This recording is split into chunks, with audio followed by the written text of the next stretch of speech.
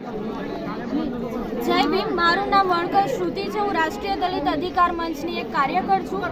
આજરોજ અમે બાલાસિનોર તાલુકામાં મહીસાગર જિલ્લામાં એકત્રિત થયા છીએ.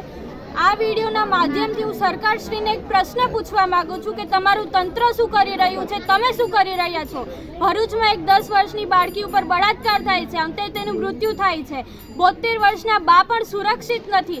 તંત્ર શું કરી રહ્યું છે? અમે મહિલા કે સુરક્ષિત નથી, દર 4 મિનિટે બળાત્કાર થાય છે.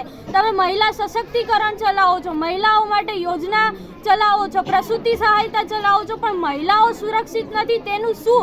અમારે ક્યાં જવાનું? અમે ગુજરાતમાં પણ સેફ નથી, અમે ગુજરાત બહાર પણ સેફ નથી, ભારતમાં પણ સેફ નથી. આ બળાત્કાર થાય છે, કિડનેપિંગ થાય છે, છેડતી થાય છે. અમારે મહિલાઓએ જવાનું તો જવાનું ક્યાં?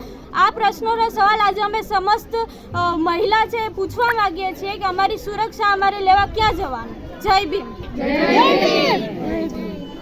આપણે કાનૂન નહીં લેવું.